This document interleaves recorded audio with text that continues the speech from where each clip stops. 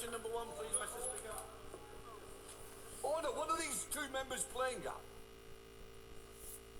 That is absolutely disgraceful for the member. We've started PMQs. Either come in early or at least wait. Please start reading the room. Be in room. Question number one, please, Mr. Speaker. Mr. Speaker, it's a pleasure to welcome His Highness the Emir of the State of Qatar to the UK, and I look forward to discussions this afternoon on how we're strengthening our relationship and boosting trade and investment, including the announcement today of a £1 billion investment in our new clean energy partnership. Mr. Speaker, Sunday marked World AIDS Day, and we stand with all those that we have lost and those living with HIV today, and we will seek to end new cases of HIV in England by 2030. Mr. Speaker, can I also note that we're joined in the gallery today by Mandy Damari, mother of Emily, a British citizen still being held hostage in Gaza. I've met Mandy a number of times, and in my view, what she's going through is nothing short of torture. Mr. Speaker, this morning I had meetings with ministerial colleagues and others. In addition to my duties in this House, I shall have further such meetings later today. In room. Mr. Speaker, I'd like to concur with the comments the Prime Minister has just made. North Devon District Hospital is the most remotest hospital in mainland England. Its intensive care unit has only 6 beds, and it's almost 50 years old, and it serves a population of 165,000 people. Can the Prime Minister assure my constituents that their hospital will receive the urgent funding that it's needed to under the new hospital programme, so that they will not face over a 2-hour drive to the nearest trauma unit? Mr. Speaker, the new hospital programme that we inherited was emblematic of the failures of the previous government, making promises with no plan to deliver on them. We are committed to delivery, including the North Devon Hospital. We're reviewing the programme to place it on a sustainable footing, and the Health Secretary will set out further details of the new delivery soon. And in the meantime, we continue to support trusts to develop their schemes. Thank you. Olivia Bailey. Mr. Speaker, can I welcome the swift and decisive action this government is taking to secure our borders after the party opposite lost control. After the party opposite lost control, Mr. Speaker. And in particular, can I welcome the world-first deal struck with Iraq last week to tackle smuggling. Does the Prime Minister agree with me that international cooperation, shared intelligence and joint law enforcement is the best way to end the vile smuggling trade? I thank my honourable friend. She's a superb champion for her constituents. And she's absolutely right. The previous government left a broken asylum system. We put a plan in place, the Border Security Command, backed by £150 million, 100 more NCA officers, and we're introducing counter-terrorist style powers. And my friend is right that our new international coordination, including the landmark Iraqi agreement, and the hard graft is already beginning to pay off, because 9,400 people who've no right to be here have been returned. That's a 30% increase on the numbers of last year. They promised to get the flights off the ground. We've got them off the ground. We come to the Leader of the Opposition, Mr. Speaker, if I may, I would like to pay tribute to Mandy Damari and her family for the strength that they have shown. And we on this side of the House, and I'm sure the whole House, continue to seek the speedy release of Emily Damari and the other hostages.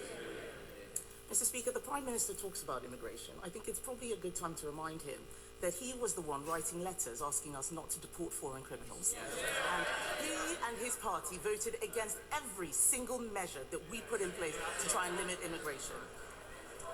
But, Mr. Speaker, the question today is what has been on the lips of all Labour MPs, including, I believe, the Health Secretary yesterday. The Prime Minister knowingly appointed a convicted fraudster to be his Transport Secretary. What was he thinking?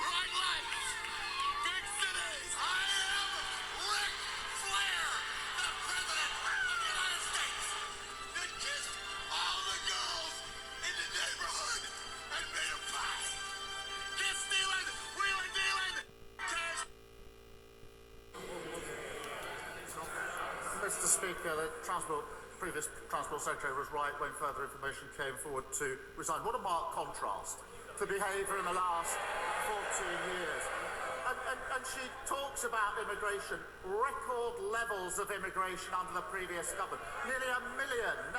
And she was the cheerleader. She was the one urging on the removal of the caps for work visas. She was thanking the previous Home Secretary for the work that was done. She championed it, she advocated it.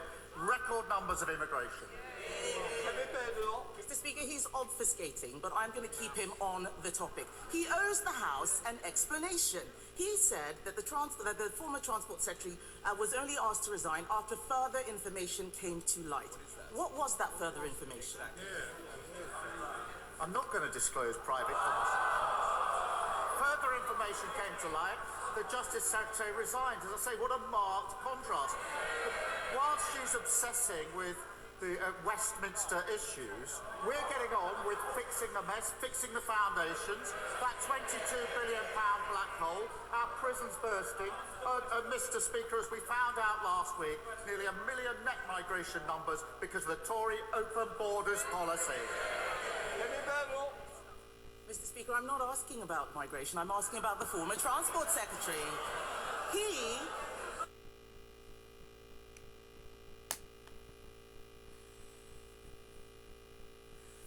Alright, man, so today we're here with Miami. Alright, so look, man, where you from, man? Right here. Right here? What's in that mic, man? You said what? What's in that mic, man? Nah. That shit smell bad there, man. This my nephew Mike. Your nephew Mike? Man, shit, god damn. Man, look at man. Man, that what? That shit's killing me. What you mean? I'm saying you trying to be a part of the interview or what, man? Yes, I'm trying to be a part of the interview, but that shit. Alright, so look, Black History Month or Christmas? Christmas. Why Christmas? He keeps saying Christmas. You get gifts. Damn, that shit's good nasty. You don't like Black History Month? Yeah, I like that too, but oh Lord, man, fuck that, man. What happened?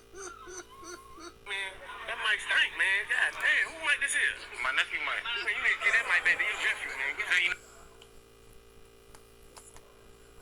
He never answers any questions. He never answers any questions. And it looks like he didn't ask his Transport Secretary any questions either. The truth is, he appointed a person convicted of fraud to the cabinet. The first thing she did was bung hundreds of millions of pounds in pay rises to her trade union friends.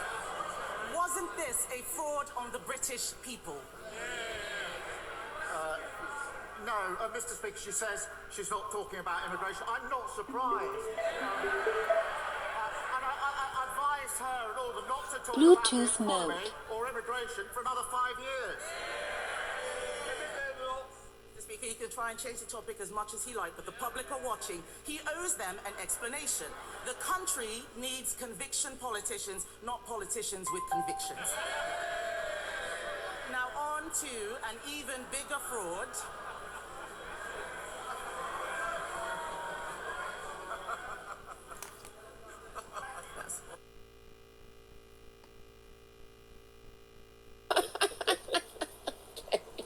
That is so sweet. Just wanted to get you something nice. I'm gonna eat this tonight. Okay. How also wanted to ask your thoughts on the video of Donald Trump working in the McDonald's. Thank you for your question. Now let's just get right down to the point. Okay. Now you and I both know.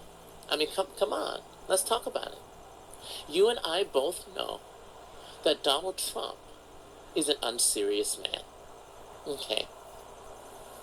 Who is more concerned about, okay, political gain than the American people. You want to go and close down a space just for optics to continue to try to beat me down. Okay. When the true strength of a leader is not based on who you beat down. Now on to an even bigger fraud, the budget. Last week, the Prime Minister failed to repeat the Chancellor's pledge of no more borrowing and no more taxes. It is obvious that they are coming back for more. In his manifesto, he committed to making Britain the fastest growing economy in the G7. Does he stand by his own pledge?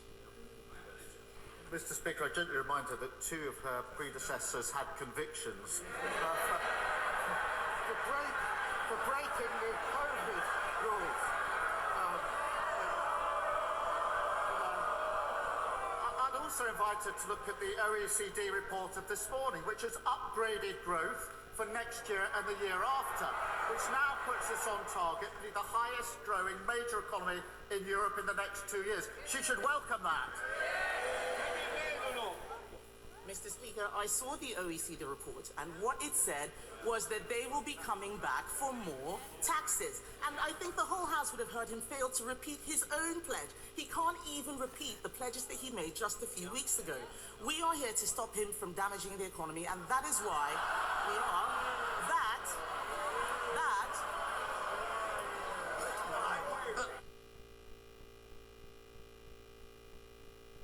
National insurance, up.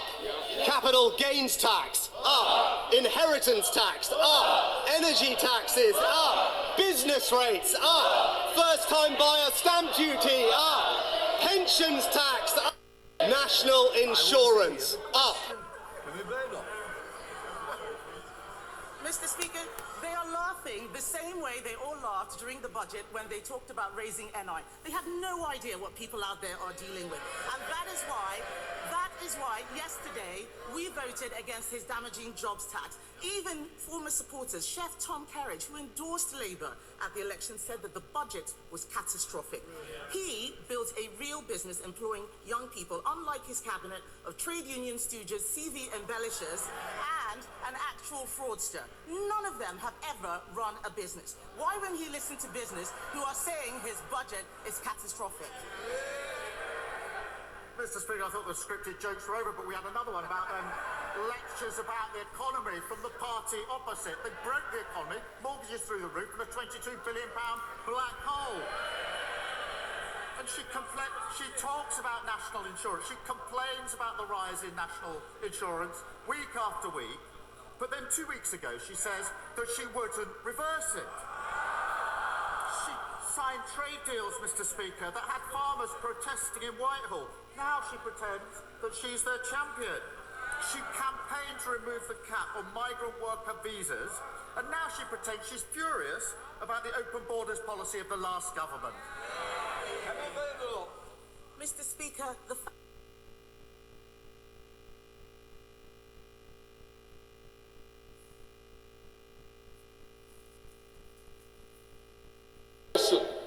Mr. Speaker, now then, Sam Wilson is a farmer in Ashfield. He's not a rich man. In fact, he's not drawn a wage in the past 4 years. So I want the Minister, Mr. Speaker, to look me in the eyes and tell me how many farmers he's spoken to over the past few months that actually agree with this harebrained scheme.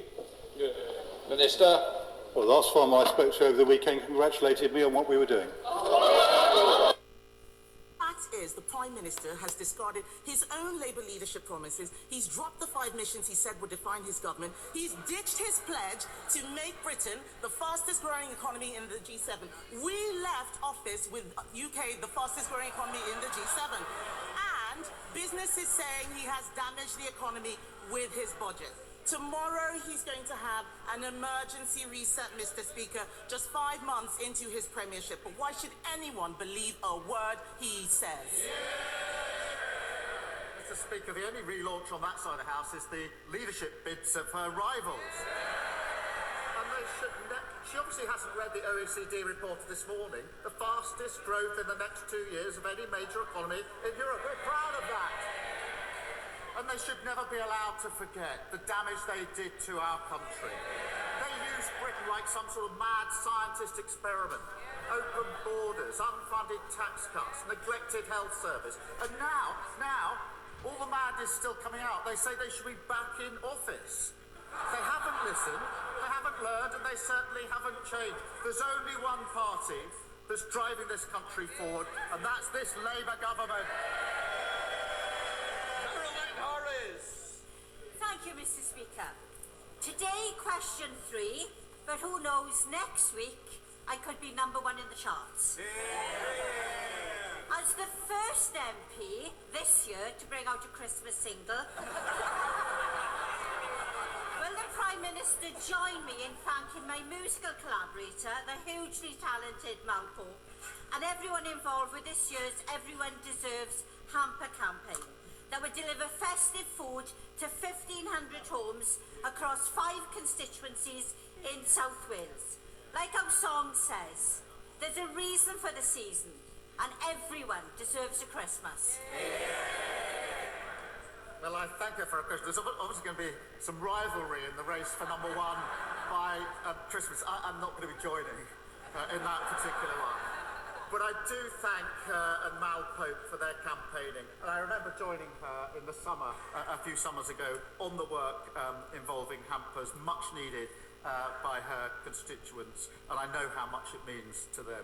Christmas is a time to think of others. And I do pay tribute to her and all those supporting those in need. And this government will always support the most vulnerable in our society. Thank you. Here are Liberal Democrats. Surrender. Thank you, Mrs. Deputy Speaker. I, for one, will be downloading the song of the Honourable Lady for Neath and Swansea East. Can I join the Prime Minister in his delight and also his support for Mandy Damari, and our joint hope that we will see Emily and other hostages released as soon as possible. Mr. Speaker, the Prime Minister has rightly spoken about the need to restore and rebuild the public's trust in British politics. Now, we believe a crucial part of that is reforming our electoral system to make it fairer and more proportional. And so does a majority of the British public. And this House voted yesterday in favour of a bill for electoral reform put forward by my honourable friend, the member for Richmond Park. So will the Prime Minister find government time, make it available, so we can consider this bill on electoral reform and restore the public's trust in our politics? Can I thank him for referencing Emily, because I think it is important that we all remember her, and I say the awful torture that her mother is going through, and that's the case for all of the other hostages. It's hard to imagine what it must be like for anybody with friends and family who are still being held hostage after all this time. But proportional representation is not our policy. We won't be making time for it. And I just gently say to him, he didn't do too badly under the system as it is. Well, I'm disappointed in that reply and hope he will reflect on Labour's own policy.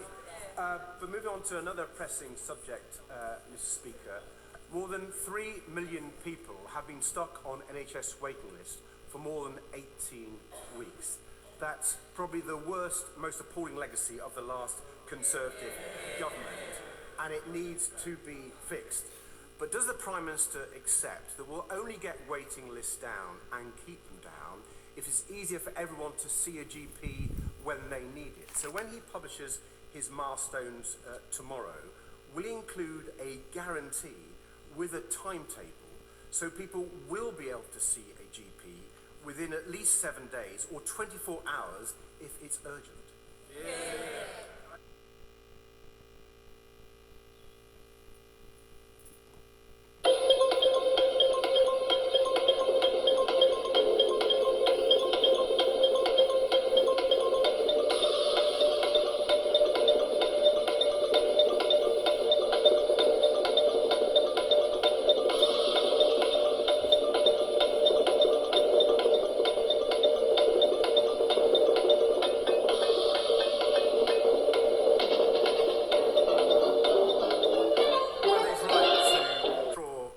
attention to the record of last government on the NHS. Record waiting lists and record low confidence in the NHS. So in addition to the economy and immigration, they better not be talking about that for the next 5 years either.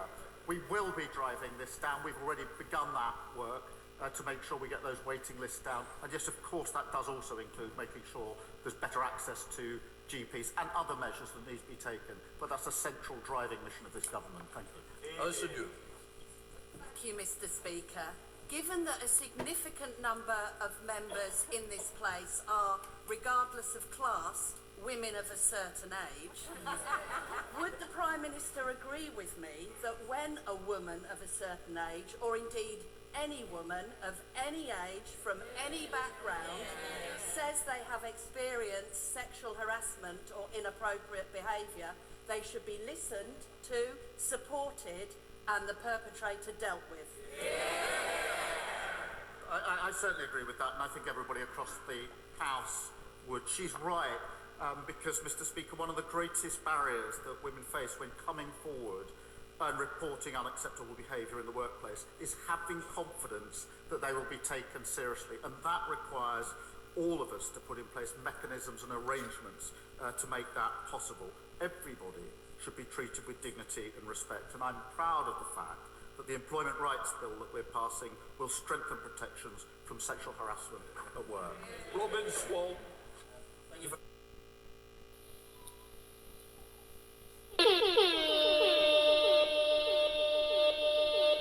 very much, Mr. Speaker. Mr. Speaker, Friday the 13th is a date associated with bad things happening. Next Friday, the European Union's General Product Safety Regulations will apply in Northern Ireland, creating more costs and bureaucracy for English, Scottish and Welsh companies who want to do business in Northern Ireland and Northern Ireland consumers buying from them. Many businesses have already stopped supplying Northern Ireland. Haulage companies are unsure what is required of them. Online sales platforms are divided on the advice that they give. Mr. Speaker, a previous Prime Minister promised Northern Ireland businesses that if they were asked to complete additional paperwork, they should phone the Prime Minister and he would direct them to throw the form in the bin. What direct, tangible advice can the Prime Minister give to those businesses who want to continue supplying Northern Ireland? Well, I thank you for that question. It is a serious issue, and the government is working closely with businesses to ensure that they are ready for the changes that he has identified, and we published full guidance, as he knows, yesterday to support them further. We will be keeping a close eye on the issue to help businesses trade freely across the whole of the United Kingdom. Thank you. David Williams. Thank you, Mr. Speaker. In Stoke-on-Trent and Kidsgrove, we are proud of our beautiful historic buildings. However, many lay dormant and blight our proud towns. Can the Prime Minister please outline what steps this government is taking to bring historic buildings back into use, and will he make time to visit my constituency to see for himself our untapped potential? Well, I thank him for raising this issue and certainly consider his kind invitation. Mr. Speaker, we will invest in heritage buildings, restoring pride, ensuring they serve the needs of local communities. The National Lottery Heritage Fund has awarded Stoke-on-Trent £250,000 to help preserve the city's heritage. Historic England is also funding emergency repairs at the iconic Wedgwood Institute and supporting Reform Heritage, whose office, I think, is based in my honourable friend's constituency, to employ staff dedicated to delivering heritage projects. Pete Wishel. Speaker, today is the Scottish budget. Inside it, you will find provisions to reinstate winter fuel payment to all of Scottish pensioners, something that he, of course, famously took away from nearly all of the UK pensioners, supported by Scottish Labour members of Parliament. But apparently, Scottish Labour are now in favour of winter fuel payments. So what's his advice to Labour MSPs? Is it to vote for the budget to ensure that Scottish pensioners get that single fuel payment, or is it to stick with his view and vote that budget down?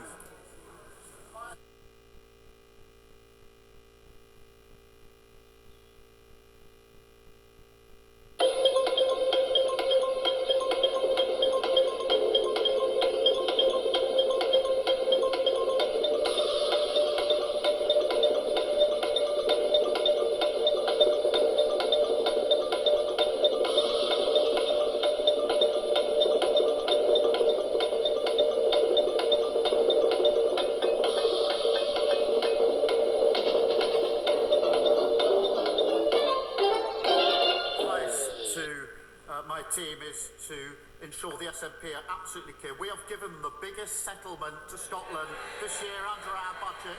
They now have the powers, they have the resources, they've got no more excuses for the failure to deliver. Clive effort. Speaker, a year ago today, this House defeated the then government over the contaminated blood scandal compensation scheme. This government's £11.8 billion set aside for that compensation scheme is welcome. But as victims die every week, there is concern about the pace of payments and the fact that rules are being changed to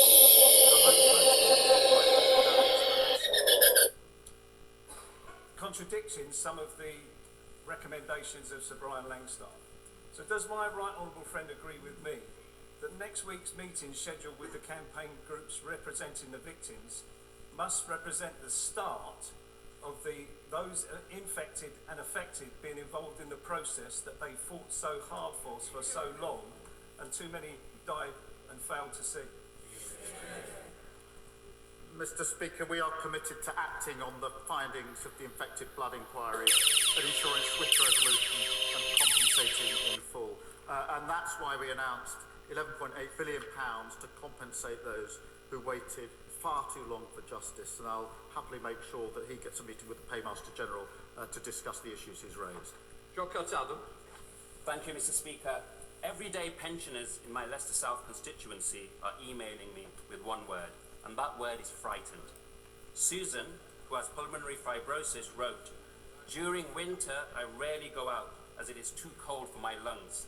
I need to keep warm and I need to keep my heating on. The winter fuel payment was really, really helpful." She writes, "I want MPs to know that not all pensioners are millionaires or receive gifts from millionaires, nor do we all get the higher rate of pension. Susan is frightened. She won't be able to keep her house warm this winter, and she is not alone. Does the Prime Minister realise how frightening it is for the 8,100 pensioners in my constituency who have lost their winter fuel payment fuel payment help? As the winter month starts to bite, will the Prime Minister come to Leicester to explain to Susan why he thinks this policy is not frightening?" Thank you.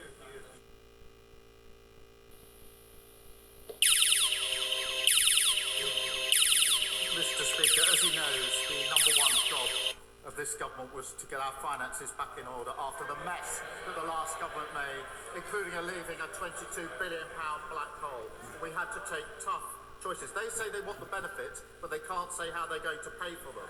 We do want to make sure that the most vulnerable pensioners do get the pension credit that they're entitled to. We're driving that up, but because we're stabilising the economy, we can commit to the triple lock. That's a £460 uplift in the pension next year, so every pensioner will be better off under a Labour government. Andrew Cooper. Thank you, Mr. Speaker. The Middlewich Eastern Bypass will support the delivery of nearly 2,000 new homes, 6,500 jobs and 1.5 million square feet of employment land. The previous government, having first promised to fund it, dragged their feet, putting jobs and investment at risk. Mr. Speaker, we're approaching the season of goodwill. So can the Prime Minister give my constituents an early Christmas present and offer some certainty over this vital infrastructure project?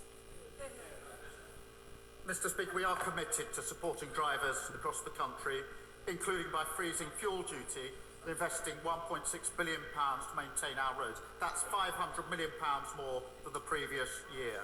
I do know his constituents have waited years for certainty on this scheme.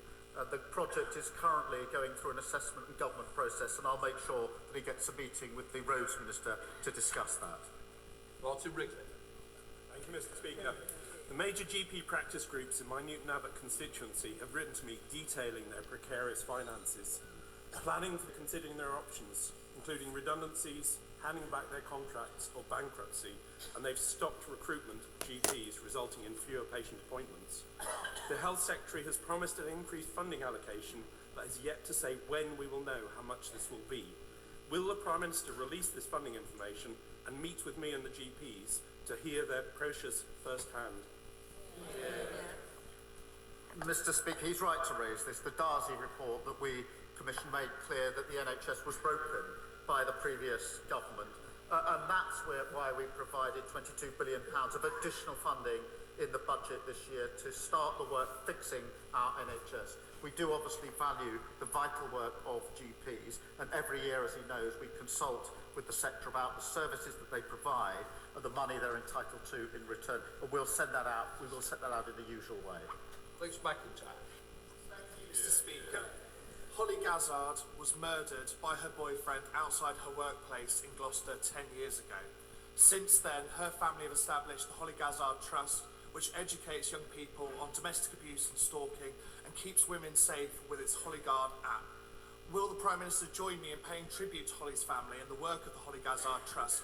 And will he update the House on the steps that this government is taking to tackle violence against women and girls? Mr. Speaker, a decade on, the thoughts, I'm sure, of the whole House remain with Holly's family and friends. I do join him in commending the vital work of the Holly Gazzard Trust. In relation to the steps we're taking, we've got a mission to halve the levels of violence against women and girls within a decade. That is really tough to do. Nobody has ever committed to that before. I invite everybody across the House to join us in that. And that will include, amongst the steps we're taking, placing domestic abuse experts in 999 control rooms to make sure they're picked up early, launching a pilot of new domestic abuse protection orders, developing a national framework to track and target high harm offenders, and strengthening stalking prevention orders. We will take other measures to make good on this commitment. Graham Ledbetter. Thank you, Mr. Speaker. A waspy woman dies every 13 minutes. That's 2 since the Prime Minister took to the dispatch box today. That's 111 every day and nearly 17,000 since he took office. So can I ask the Prime Minister, how many more waspy women have to die before the government takes action to give them the financial redress and the justice that they are due? We are moving at pace on all relevant issues. We've passed the budget to provide the baseline for what we need, and we'll continue to do so. Yuan Yang. Thank you, Mr. Speaker. Local councils in my constituency of Earley and Woodley are facing significant financial pressures from SEND provision.